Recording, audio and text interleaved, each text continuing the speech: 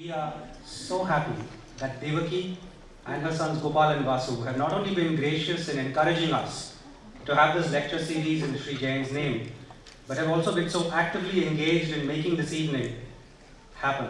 Our deepest gratitude, Devaki, to you, Gopal and Vasu.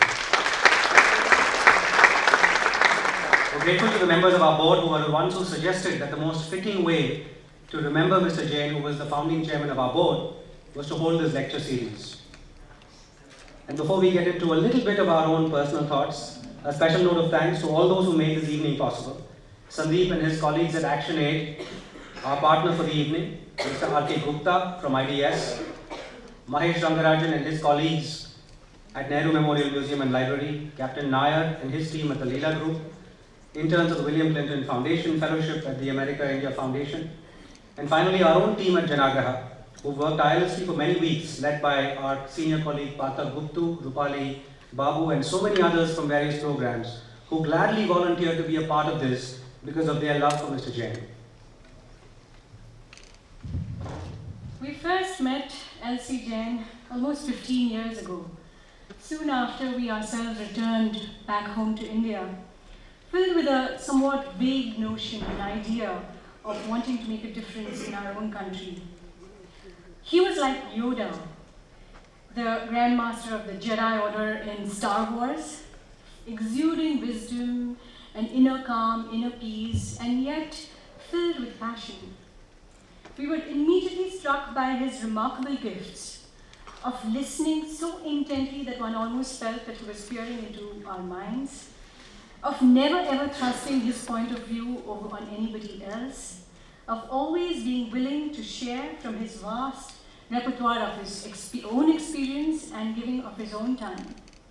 There are so many examples of his wit and wisdom, but we wish to share just one to illustrate how deeply he touched us over the years. The government of Karnataka announced a water supply project for the area surrounding Bangalore, which is where we are based, called the Greater Bangalore Water and Sanitation Project, GBWAS. Our view at Janaagraha was that all aspects of this project should have strong citizen participation, and after much negotiation, the state government agreed to this idea. Many other NGOs were skeptical that government could be trusted and somewhat critical of our engagement with this project. Our position was, we have many questions, but the easiest thing to do is to stand back and allow one more government project to take place the way it always does. Instead, citizens are getting an opportunity to participate and have their voices heard. A massive project for enlisting community volunteers called Jalamitras was undertaken with grassroots presentations from government, the local municipalities, along with citizens. And after several such sessions over months, hundreds of community volunteers had signed up. Parallel to this development was a growing concern, though, about the nature of how the project would be finally structured, whether the government body, the Bangalore Water Supply and Sewerage Board, would be the one entrusted with this service, or whether this would be privatized. Given the mixed outcomes of water supply privatization throughout the world, there was a lot of concern among many NGOs that the GBWAS project was in fact a backdoor method to enable privatization. Janaagraha's position was that this is exactly why the community participation platform was important for the project, to allow for citizens to engage on the issue, to communicate their positions after hearing all the sides. Adding to the earlier criticism of our engagement with government, our position came under even more fire for continuing to partner with government despite the privatization fears. Mr. Jain was instrumental in bringing our critics and us together in his own home. And as he heard both positions, he asked pointed questions of both groups. To us, he said, "It is wonderful that you are willing to engage with government and trust government. But have they earned your trust? You believe that all decisions should be made with citizen participation, which is what government has promised you. But as you yourselves admit, government hasn't come good on this promise after the officer in charge has been transferred. So what happens if they don't live up to their promise now? Have you decided where you will draw the line? When you will be willing to walk away from this partnership with government? Draw your Lakshman Rekha," he told us. This was crucial advice for a young organization trying to wend its way through the complex territory of grassroots work with its volatile mix of politics, ideology, and public change. And over the next few months, we used this as our cornerstone for our decision making and communicated this to government. ultimately we did walk away from the project, and we did walk away from the partnership, because we ended up feeling that it was all lip service and there was really no commitment or any visibility of commitment from government. L.C. Jain taught us to understand the middle ground of constructive engagement with government between aggressive confrontation and toothless collaboration. And this has been advice that has served us well over the years in all our engagements that we have undertaken with the system. Beyond the link with our own work, I also had a personal connection with him. We're both Jains. He was a Rajasthani Jain and I'm a Gujarati Jain. He would often rib me that most Gujarati Jains are actually migrants from Rajasthan. And in the remarkable Indian tradition of Rakhi, he became my Rakhi Bhai, older by decades, yet deeply bonded by love and affection. The most admirable quality to Mr. Jain was that there was not a negative bone in his body. He had nothing but words of support and admiration, beseeching us to push ahead, to be more ambitious, to think big, but importantly, to invest ourselves completely in the pursuit of this dream of transforming India and make our cities livable for all residents, most importantly the poor. Once again, it's a real privilege for us that we're inaugurating this series, lecture series in his name, and that Archbishop Tutu, you have so graciously accepted to be the first speaker of this series. Thank you. There are some wonderful people in the room, Your Excellencies, ministers, the Prime Minister's spouse, some members of the diplomatic corps.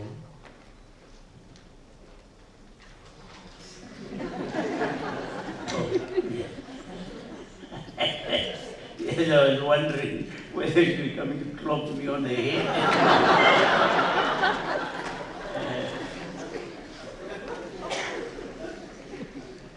And especially, the South African High Commissioner.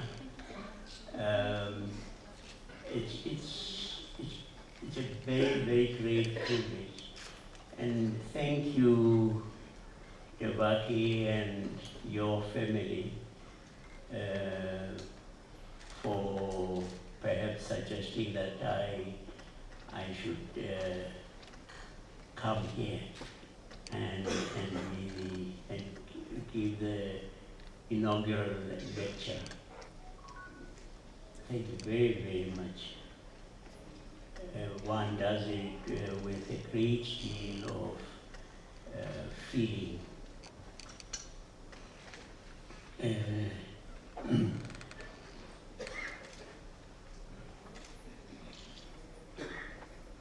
They haven't said so, in the introduction, but quite frequently when, what is happening? You can't hear me.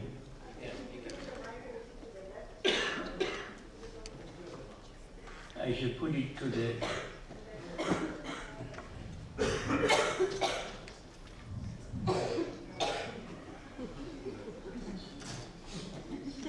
Yes. Is that better? Yes.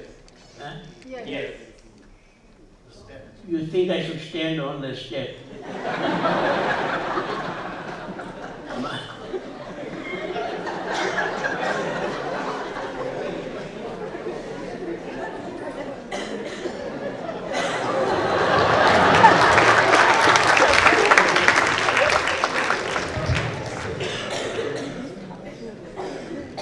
I don't know what those who don't have wives do.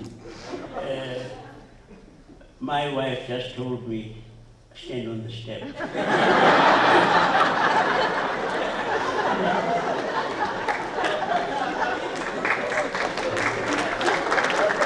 and since I know what is good for me,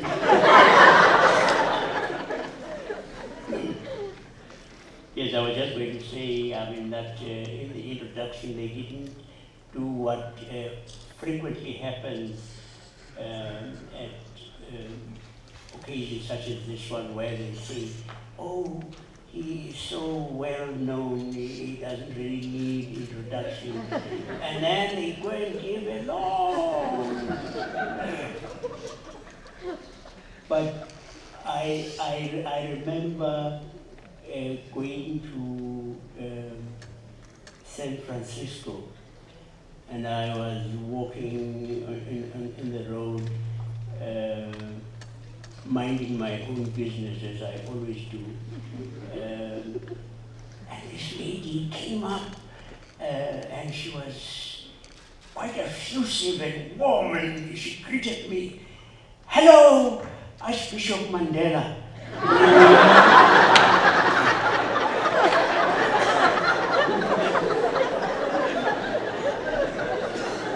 Sort of getting two for the price of one.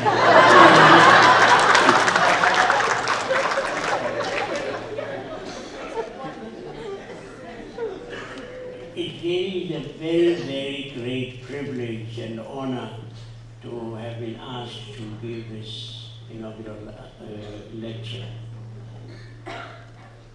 I have had the highest possible regard for Lakshmi Jain, which is not unusual. I think your presence here is an indication of some of that regard. You could not but be favorably impressed with someone extraordinarily self-effacing, someone so gentle, so soft-spoken, who seems to do everything in his power to turn attention away from himself to others, even when they were clearly less deserving than himself. Actually, I met first not Lakshmi, but his very impressive, articulate spouse, Devaki. We were both of us serving on a United Nations Commission on the effects of armed conflict on children, a commission chaired by Graça Machel, Mandela's wonderful spouse. Devaki is not one likely to be lost in a crowd. No, she stands out, self-assertive, in a nice kind of way. But you could never miss her. She doesn't disappear into the background. She is so wonderfully articulate and self-assertive. The meetings that we had of this commission happened in New York. So the next time I was to meet Devaki was when she came to South Africa as the spouse of the first Indian High Commissioner after our freedom, after our first democratic elections in April 1994. And that was when I met her dear love Lakshmi for the first time, and was immediately struck, immediately impressed by this gentle, still person. Just permit me a small digression one that for me is important. It is a very great privilege to be giving this laudatory address to a great Indian. It gives me the opportunity of yet again expressing on behalf of millions and millions of my compatriots and on my own behalf our profound gratitude to you, people of India, for your distinguished part in our liberation. India, it was, which first moved to have apartheid boycotted by the United Nations and to be declared a crime against humanity. So we owe our freedom in no small measure to yourselves. Thank you.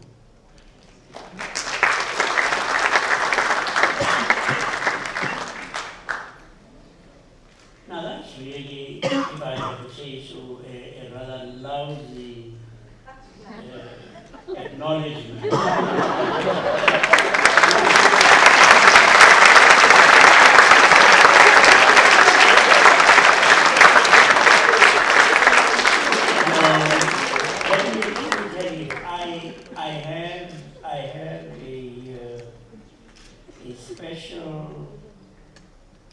Magic wand, and it has these extraordinary powers.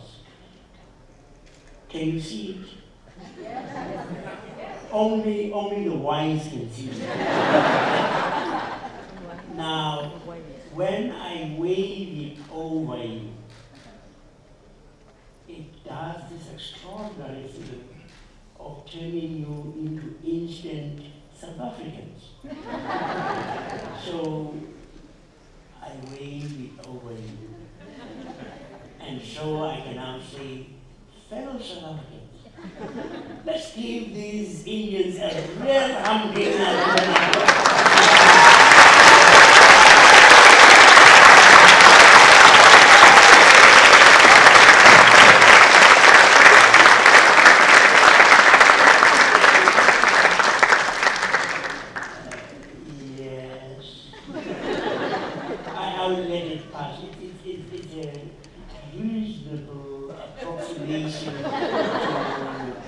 An African region. Oh, by the way, let me wave my wand again over you, and you can return to your former side. But that is actually quite important, that you know this.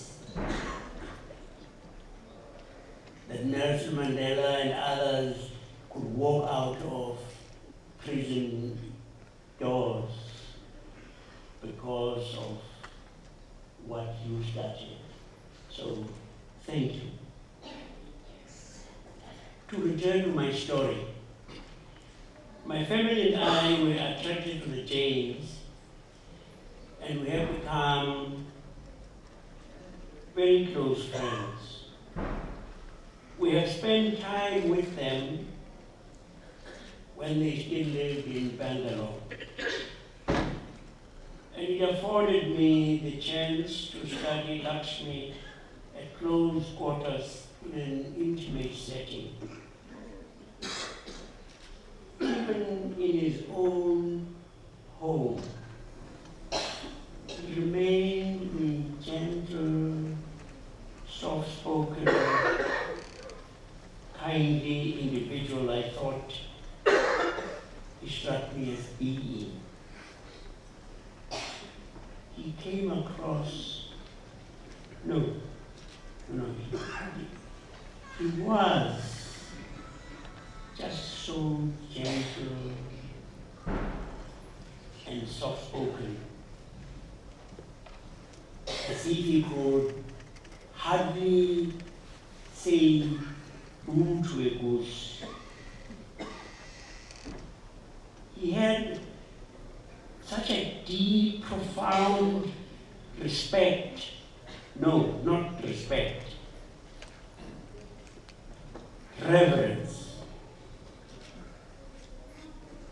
A deep reverence for the other. My wife and I were so pleasantly impressed when Lakshmi and Devaki, as it were, adopted the daughter of their cook.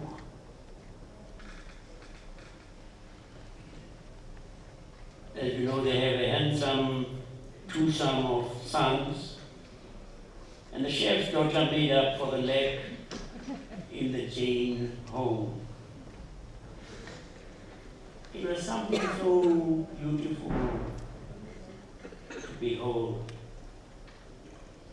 She'd jump on his lap, behaving for all the world as his daughter or grandchild. Her status as a cook's child was nullified. She was, first and foremost, a human being, deserving of the respect, the reverence due to all of us as an inalienable right. For the Jains, it was no mere theoretical proposition. They lived it out in their respect for all.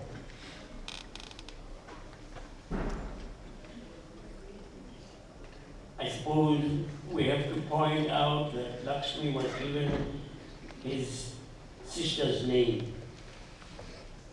who died in babyhood,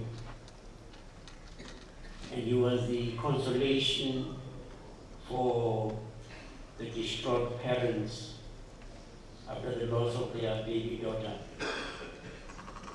And he seems to have inherited the attributes of the sister he came to replace.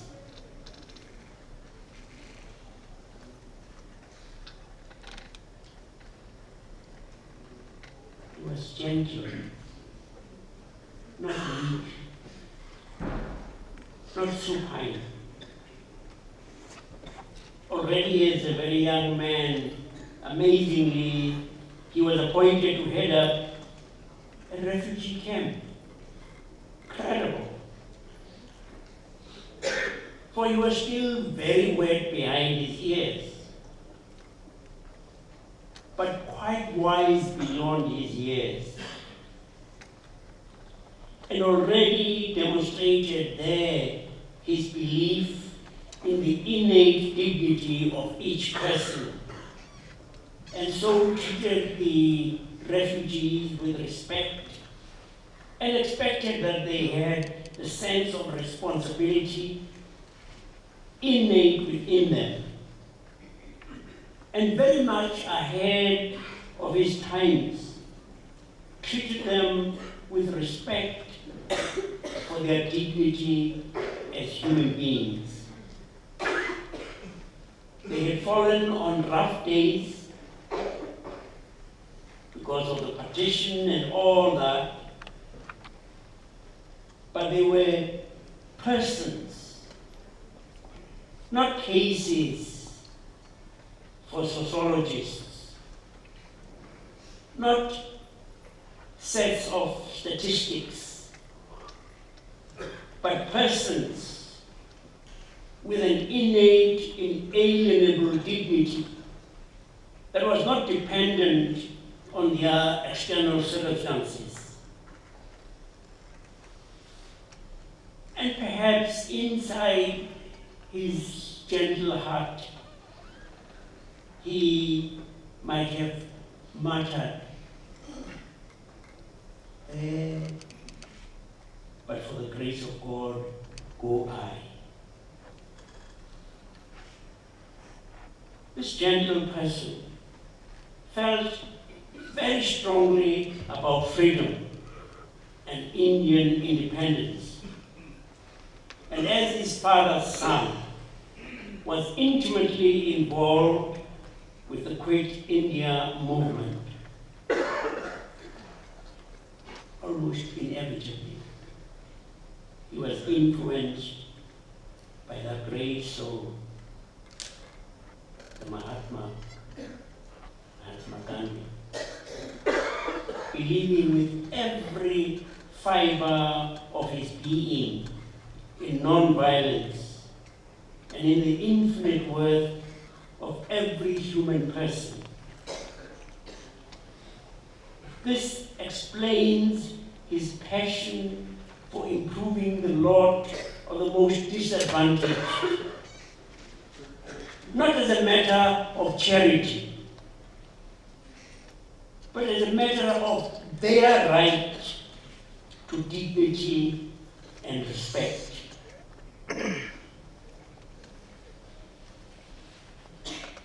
It explains his passion for cooperatives,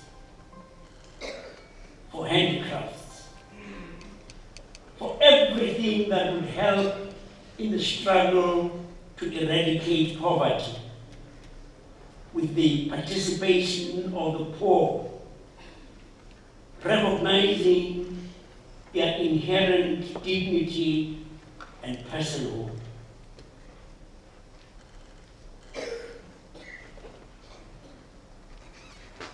He was no starry-eyed, quixotic romantic.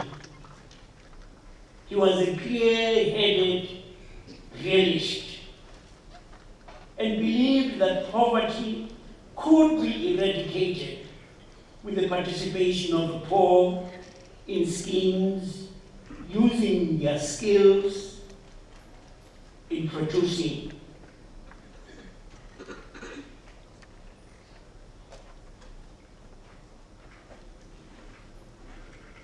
We're talking of someone who was thought quite highly of internationally.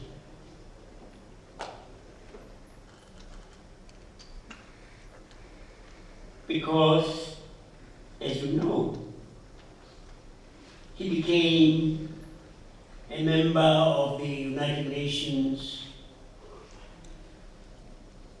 World Dam Commission.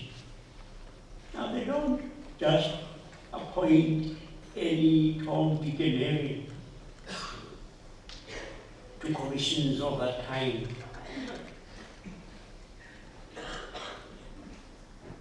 And he served as Secretary of the Indian Cooperative Union and the All India Handicrafts Board.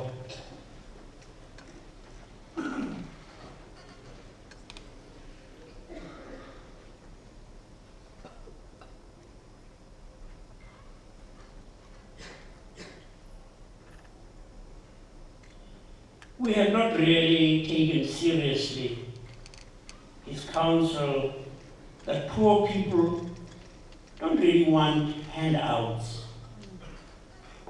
But as somebody said, yes, they do want a hand up.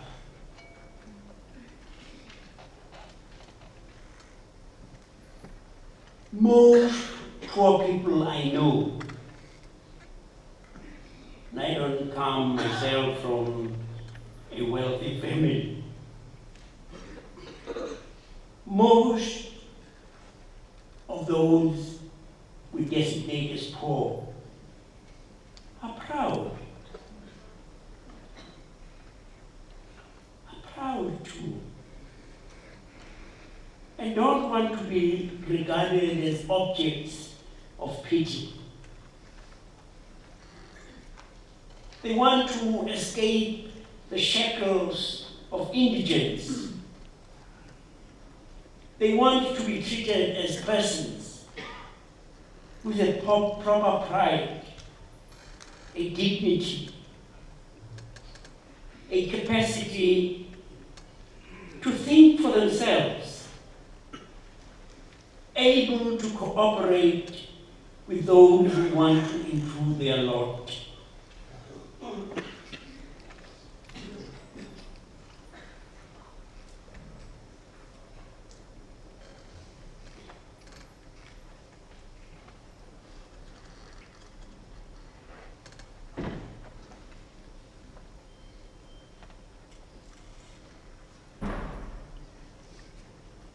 We in our country have won a great prize in our political freedom, as I indicated, assisted by the international community, egged on by itself.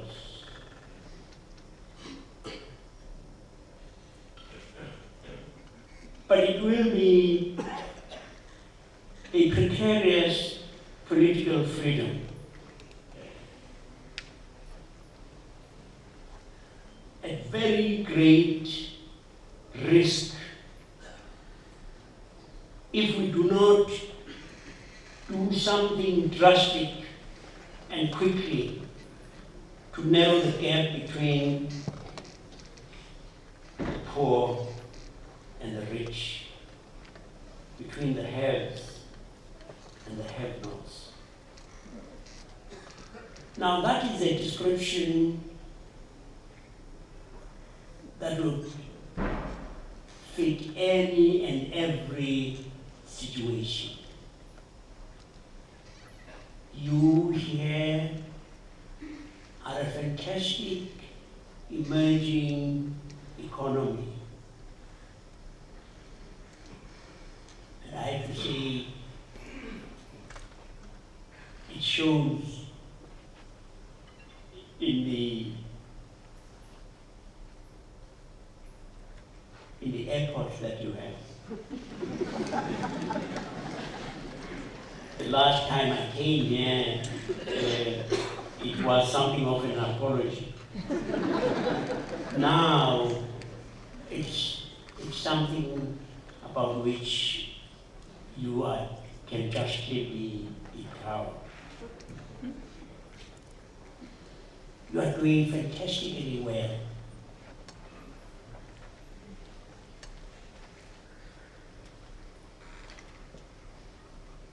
But dear friends, I'm not telling you anything that you don't know. Which is why I'm using our country as an example. We have made tremendous strides in so many, many areas.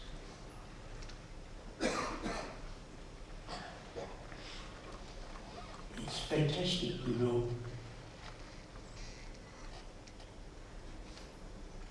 In Cape Town we live not very far from a high school which before 1994 admitted only white pupils. Today,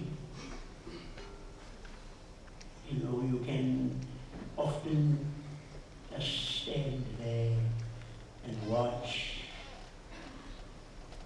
as you see the demography of South Africa spread on the playing fields of this high school.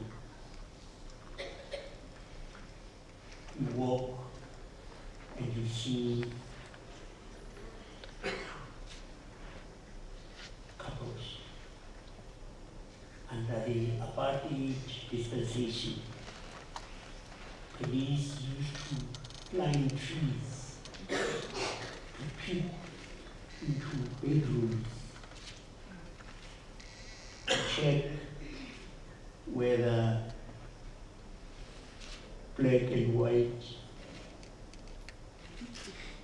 were in bed together.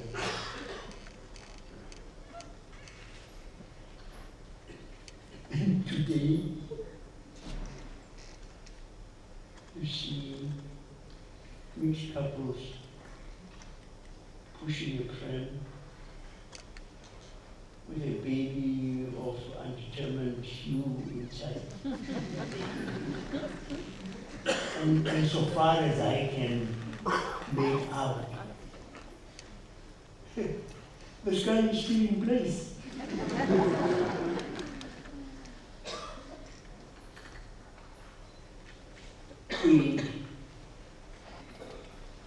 We do things that were said to be illegal, impossible.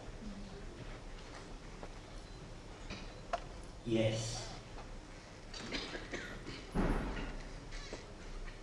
We have come a very, very long way.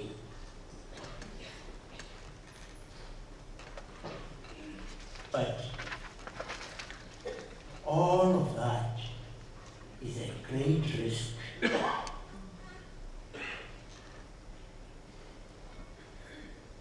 If we do not, in our country, narrow the gap between the poor and the rich, between the haves and the have-nots,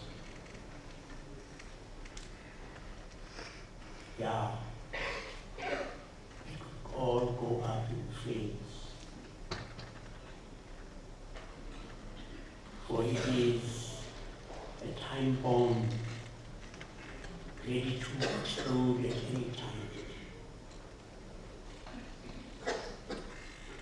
And we have the sad distinction of having the widest gap on the globe between rich and poor.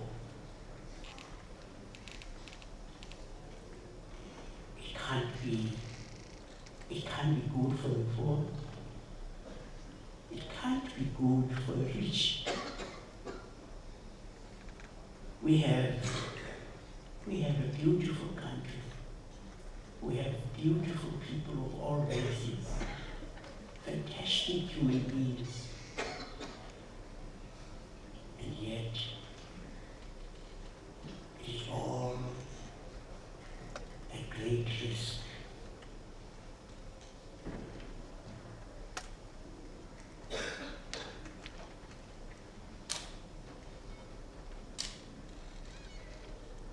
It can all go up in flames. We must recognize the poor amongst us as our sisters and brothers, as members of our family.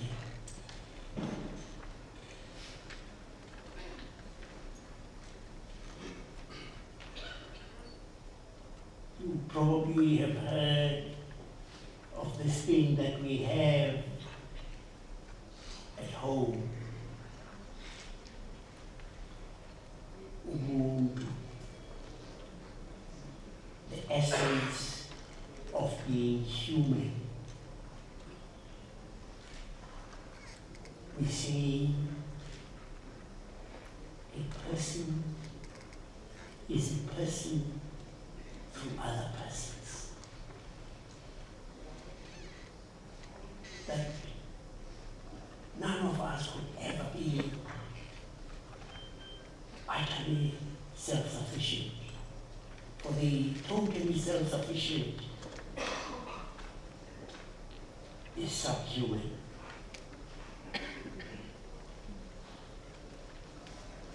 The poor amongst us are our sisters and brothers, not figuratively, but in the most real sense, that we belong in one family, God's family,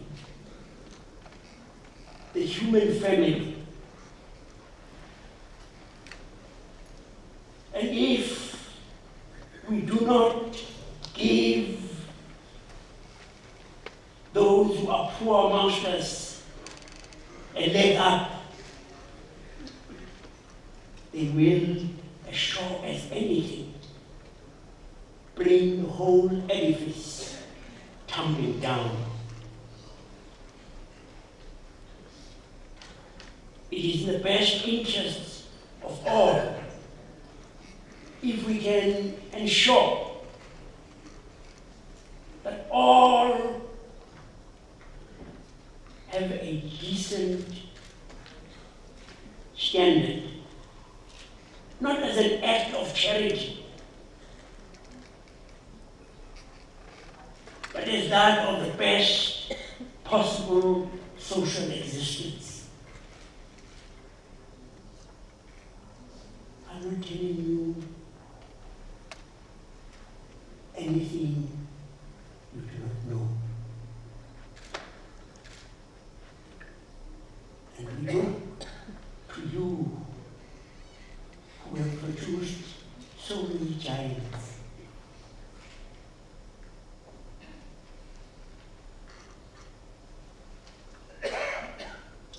Who may physically have been minute, but morally stood out. What else? Mandela say,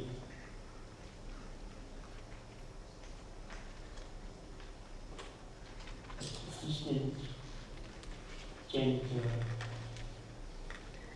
moral giant who cares for the little people.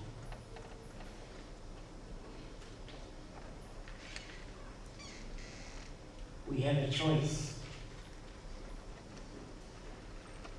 To paraphrase Martin Luther King Jr., another staunch disciple of Gandhi,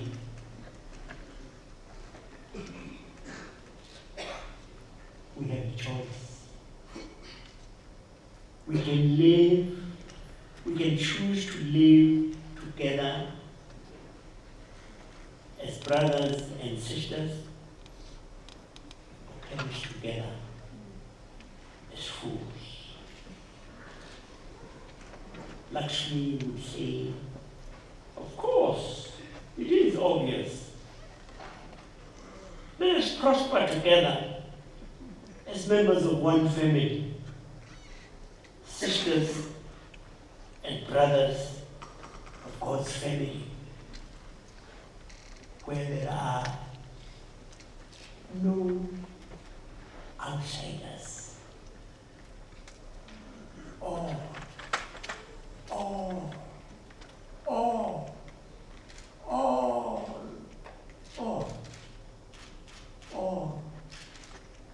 belong. This incredible embrace that will not let anyone go.